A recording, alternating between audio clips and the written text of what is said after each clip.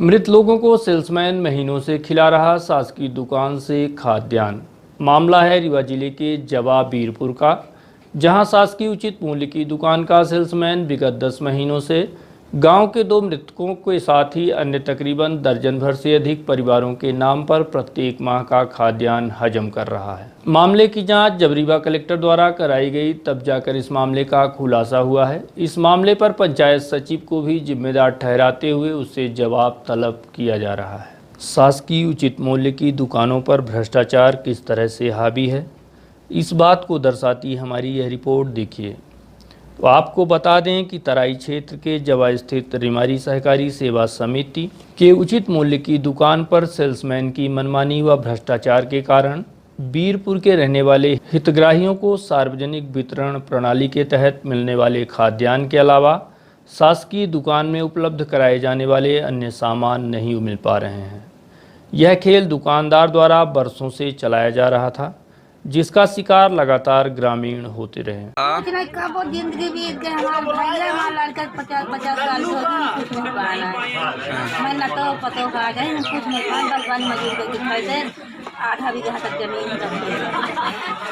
साहब की 1.5 साल से गल्ला नहीं मिला। गल्ला तो इसे बहुत दिन से आता है साहब, मगर गल्ला हमका 1.5 साल में गए तो नहीं साहब। हाँ। मालूम था। हाँ। जब जांच पड़ताल हुआ तब मालूम हुआ। देवी का कहा था 10 साल से गल्ला नहीं पा रही है, अधिकारी यहाँ जांच करें तब सूची में ना रहा, गल्ला सेल्समैन निकाल रही है, गल्ला हमको नहीं मिल रहा, न कोरोना के मिल रहा है, अना का कहा था का मिल रहा, न तेल मिल रहा, न कुछ मिल रहा, सबको आप गरीब के ले जाके यहाँ को वितरण कर दिया। जब मेरे अधिकारी आए रहे हैं तो वो सूची में नाम दिखा है तो वो बताया है हमको भाई है। किशोर विश्वकर्मा है, ग्राम बीरपुर है, हमारे उचित मूल्य की दुकान रिमारी है, और हमको गल्ला कभी नहीं मिला। ये मतलब कोरोना में भी नहीं मिला।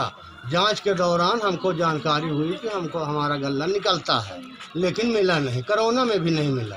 हमारे नाम का गल्ला अब कम से कम 10-15 साल से निकल रहा है। हाँ।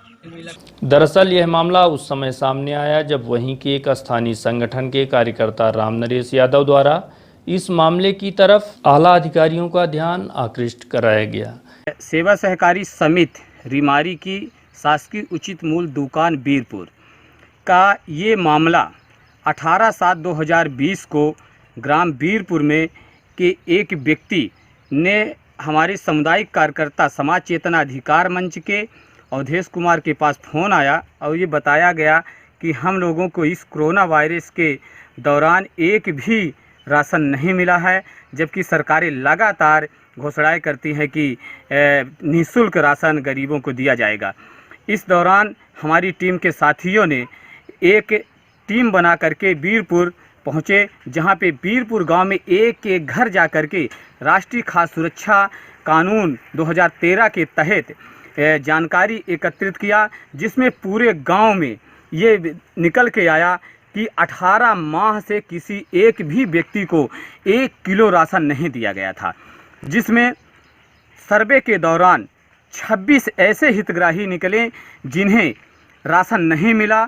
और हम लोगों ने फिर वहीं पे बैठ के उनके कथन, शपथ पत्र और उनके प्रमाण के रूप में जो दस्तावेज थे उन्हें एकत्रित किया और ऑनलाइन प्रयोग से जो दस्तावेज निकलते हैं उसे निकालने का प्रयास किया, जो सितंबर 2019 से लेकर के जुलाई 2020 तक यानी 10 माह का दस्तावेज निकाला। उससे पता चला कि राशन दुकान बीरपुर से नियमित रूप से विक्रेता सुशील सिंह द्वारा राशन निकाला जा रहा है। उसी दौरान हम लोगों ने हितग्राहियों से बात किया, उन्होंने कहा कि हमने 1 किलो भी राशन नहीं पाया। राशन में गेहूं, चावल, शक्कर, नमक और दाल, केरोसिन किसी प्रकार को हितग्राहियों को नहीं दिया गया।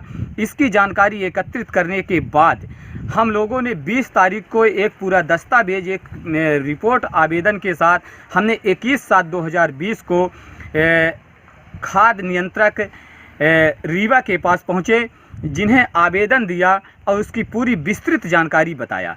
उन्होंने तत्काल 3 बजे रीवा से रिमारी सेवा सहकारी समिति पहुंचते हैं वहीं पे राशन दुकान बीरपुर का स्टॉक था जो चेक किया गया, स्टॉक मिला लेकिन कम था। उसी दौरान उन्होंने पंचनामा तैयार किया। वहाँ बहुत सारे अराजक तत्वों ने धमकियाँ देना चालू किए। फूड कंट्रोलर के गाड़ी के आगे मोटरसाइकिल खड़ी कर दिया और कहा कि गाड़ियाँ नहीं जाने देंगे। इस तरह रामबाग तक पीछा किया गया।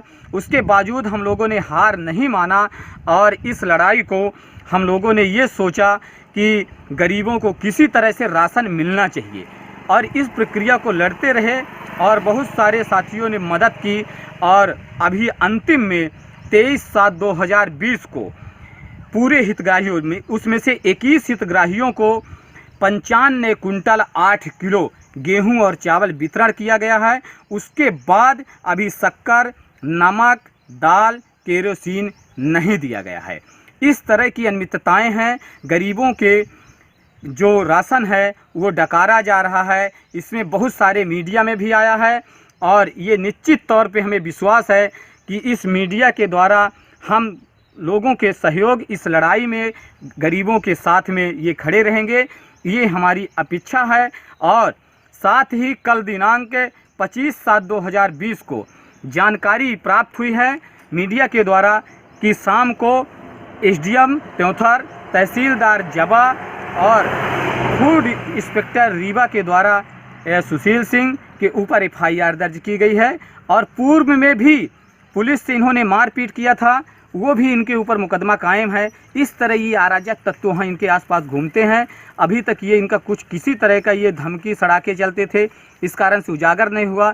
लेकिन इन गरीबों का जो हक मारा गया, हक डकारा गया, इसके लिए हम लोग आगे आए हैं और उन्हें पूरी तरीके से हमें विश्वास है कि उन जो भी बचा है, जिनके हक की वो है, वो उन्हें प्राप्त होगा। इसके अलावा जो खास बात निकलकर सामने आई वह यह है कि शासकीय राशन की दुकान पर कई मृत लोगों के नाम से भी खाद्यान्न वितरित किया जा रहा था। सेवा सहकारी समिति रिमारी की शासकीय उचित मूल्य दुकान बीरपुर के विक्रेता सुशील सिंह, इनके द्वारा गरीब हितग्राहियों का लगातार राशन ऑफलाइन दुकान होने के कारण निकाला जा रहा था।